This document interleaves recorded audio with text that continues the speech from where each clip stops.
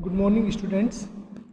हम 12th class के लिए जो फिज़िक्स का हिंदी मीडियम के बारे में बात कर रहे थे, तो जो कल का जो टॉपिक था हमारा, उसके बारे में एक बार बात कर लेते हैं कि हमने कल किसके बारे में पढ़ा था।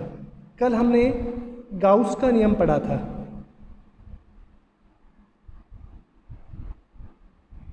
गाउस के नियम के अंदर क्या होता था कि गाउस का नियम भी क्या याद करने के काम आता है, विद्युत फ्लक्स। और आपको पता है कि विद्युत फ्लक्स को किसके द्वारा लिखा जाता है, फाई के द्वारा लिखा जाता है। इससे पहले हमने फ्लक्स के लिए एक फॉर्मूला और पढ़ा था, phi equal to E dot d S. ये सिंपल विद्युत फ्लक्स का फॉर्मूला था। और गाउस का नियम है वो बंद पृष्ठ के लिए, जैसे कि कोई भी बेलन हो गया या कोई गोला हो गया या कोई घन हो गया या कोई घनाभ है, इस तरह के जो बंद पृष्ठ हैं उनके द्वारा विद्युत फ्लक्स कितना होगा ये हम ज्ञात कर सकते हैं। तो देखिएगा, गाउस ने क्या कहा था, गाउस के नियम का जो पहला स्टेटमेंट था वो गाउस ने क्या कहता है कि किसी भी बंद पृष्ठ से जो फ्लक्स का मान है, यानी फ्लक्स है वो कितना होता है, 1/ε0 गुणा ऑफ कुल आवेश के, यानी कुल आवेश उसके बराबर होता है। ये फ्लक्स गाउस के नियम का स्टेटमेंट था। यानी गाउस का नियम क्या कहता है, फाई इक्वल टू कितना होता है, Q/ε0। ये गाउस के नियम का फॉर्मूला है। क्लियर। तो हमने कल कूलाम का नियम और गाउस के नियम को एक दूसरे से रिलेशन निकाला था। आज हम बात करते हैं नेक्स्ट इम्पोर्टेंट टॉपिक कि किसी भी आवेशित तार के द्वारा, यानी किसी भी अनंत लंबाई के आवेशित तार के द्वारा विद्युत क्षेत्र कितना होगा, ये हम ज्ञात करेंगे बच्चों। तो अब देखिएगा, इसके लिए हम क्या करते हैं, एक मान लेते हैं कि एक तार मान लेते हैं कि एक ये तार है जो मैं यहाँ पे बना रहा हूँ रेड कलर का। मान लेते हैं ये एक तार है जिसके ऊपर धनात्मक आवेश फैला हुआ है। इसके ऊपर कौन सा आवेश है, धनात्मक आवेश पूरे पर। और इस तार से हम मान लेते हैं कि इस तार से कुछ दूरी पर हमें विद्युत क्षेत्र निकालना है, उसके बारे में हम बात करेंगे। तो सबसे पहले हम क्या करते हैं, इस तार को एक सरफेस के अंदर बंद करते हैं, यानी जिसको हम क्या बोलते हैं, गाउसियन सरफेस। यानी इस तार के चारों ओर एक हम गाउसियन सरफेस मान लेते हैं। ठीक है। तो ये गाउसियन सरफेस कैसी होगी, बेलनाकार होगी। यहाँ पर लिखा हुआ है, इसका नाम क्या है, गाउसियन सरफेस। अब आपको पता है कि बच्चों ये जो तार है ये धनात्मक है, इसके ऊपर धनात्मक आवेश है। तो धनात्मक से विद्युत क्षेत्र का मान क्या होता है, तार से दूर की तरफ होता है। आप किसी भी दिशा में ले सकते हैं।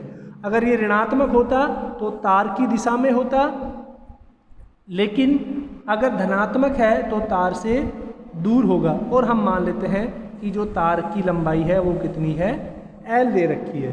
तो क्लियर समझ में आ गया होगा डायग्राम। मैं एक बार फिर बता देता हूँ डायग्राम के अंदर क्या है कि आपको एक धनावेशित तार दिया हुआ है। ये वाला तार है, ये कैसा है, धनावेशित है। इसकी वजह से हमें विद्युत क्षेत्र ज्ञात करना है। क्लियर।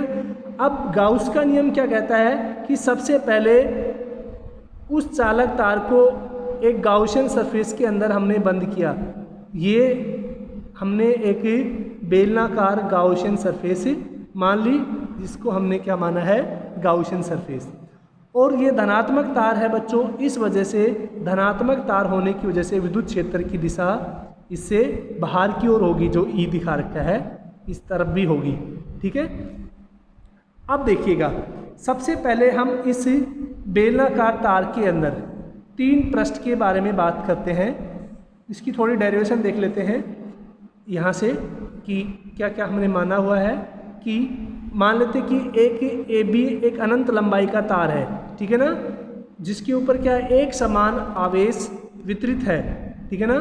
तो आपको पता है कि रेखीय आवेश घनत्व कितना होता है, हमने सतत आवेश वितरण के अंदर पढ़ा था, रेखीय आवेश घनत्व होता है बच्चों लैम्डा। क्लियर। अब इस तार से हम r दूरी पर, कितनी दूरी पर, r दूरी पर एक बिंदु लेते हैं जहाँ पर हमें क्या करना है, विद्युत क्षेत्र ज्ञात करना है। किसका मान निकालना है, विद्युत क्षेत्र की तीव्रता का मान ज्ञात करना है। ठीक है, तो सबसे पहले हम क्या करते हैं, इस तार को एक गाउसियन सरफेस के अंदर बंद कर लेते हैं। क्लियर बच्चों। अब देखिएगा, मैं वापस से डायग्राम पर आता हूँ। अब इस डायग्राम के अंदर देखिएगा 3 पृष्ठ हो गए। एक पृष्ठ ये वाला हो गया, ऊपर वाला, जिसको हम सर्कुलर भाग बोल सकते हैं, और इसको हमने क्या मान लिया, प्रथम भाग S1 मान लिया। ठीक है ना, कौन सा भाग मान लिया हमने इसको, फर्स्ट पार्ट S1 यानी पहला एरिया।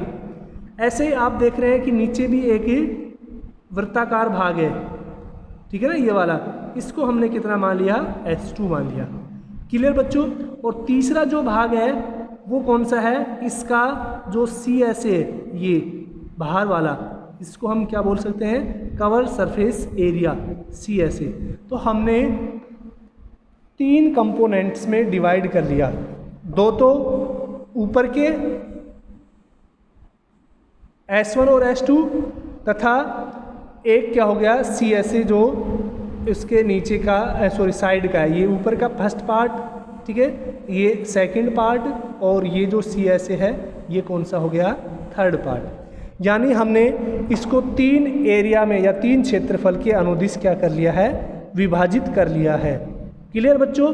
अब देखिएगा, अगर हम एरिया वेक्टर की बात करते हैं तो देखिएगा, इस पृष्ठ के लिए विद्युत क्षेत्र की दिशा किधर होगी, इस डायरेक्शन में, और यहाँ से एरिया वेक्टर है वो किस डायरेक्शन में होगा, इस डायरेक्शन में, A1। इस वाले क्षेत्र के लिए विद्युत क्षेत्र की दिशा किधर है, इस डायरेक्शन में,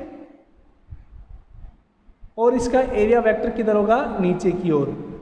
इस वाले भाग के लिए अगर हम बात करें तो विद्युत क्षेत्र की दिशा किस डायरेक्शन में है, इस डायरेक्शन में, और इसका जो एरिया वेक्टर है बच्चों वो भी किस डायरेक्शन में होगा, इसी डायरेक्शन में, क्योंकि एरिया वेक्टर यानी क्षेत्रफल सदिश है हमेशा पृष्ठ के लंबवत होता है।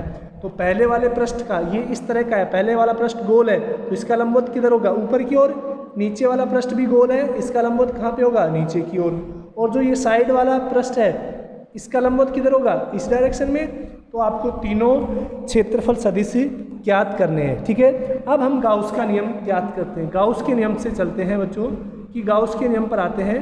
क्या कहता है गाउस का नियम, कि इस बेलन के तीनों भाग से, ठीक है ना, इस वाले भाग से, फर्स्ट से, सेकंड भाग से और तीसरे भाग से हम फ्लक्स फाई निकालते हैं। तो फाई कितना हो जाएगा, पहले भाग का E डॉट S1, ठीक है, पहले भाग का कितना हो जाएगा फ्लक्स फाई के बारे में अगर हम बात करें तो कितना हो जाएगा, फाई पहले भाग का E डॉट S1, ओ सॉरी बार बार हो रहा है, तो फाई इक्वल टू कितना हो गया, E डॉट S1 पहले भाग का, ठीक है, प्लस दूसरे भाग का हम करेंगे तो कितना हो जाएगा, E डॉट S2, प्लस तीसरे भाग का कितना हो जाएगा, E dot S3। S1 S2 S3 यहाँ पर क्षेत्रफल है। जब हम डॉट हटाएंगे बच्चों तो क्या होगा, कोस थीटा आ जाएगा, यानी फाई कितना हो जाएगा,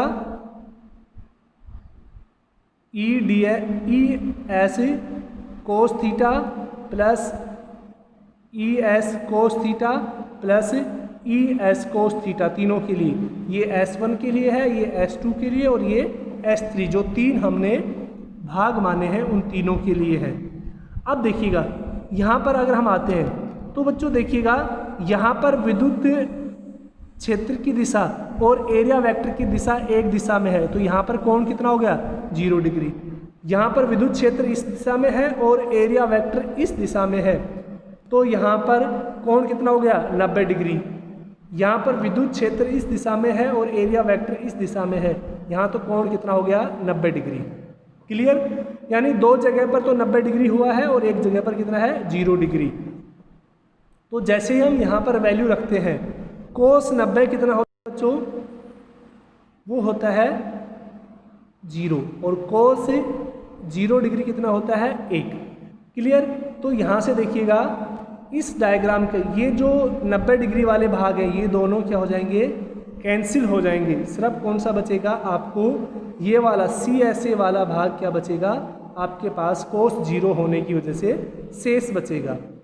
अब क्या होता है देखिएगा, हम जब इसका फ्लक्स निकालते हैं फाई इक्वल टू वो कितना आएगा,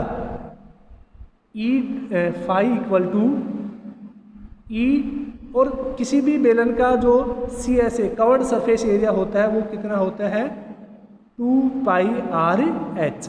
यहाँ पर h क्या है बच्चों, उस बेलन की लंबाई, ठीक है ना, सॉरी उस तार की लंबाई, तो तार की लंबाई कितनी है L। आपको बताया कि जो फाई है वो कितना होता है Q/ε0, ये गाउस का नियम कहता है equal to E into 2πr/L। जब हम इसको इस डायरेक्शन में लेके आएंगे तो यहाँ से E कितना हो जाएगा, E equal to Q/2πr/L into ε0, ठीक है। अगर हम चार्ज डेंसिटी लिखे, लीनियर चार्ज डेंसिटी, आपको पता है लीनियर चार्ज डेंसिटी क्या होती है, lambda into L upon 2πr/L ε0। L से एल कट जाएगा बच्चों, उस टाइम कितना बचेगा आपके पास, E बराबर लैम्डा अपॉन 2πr/ε0।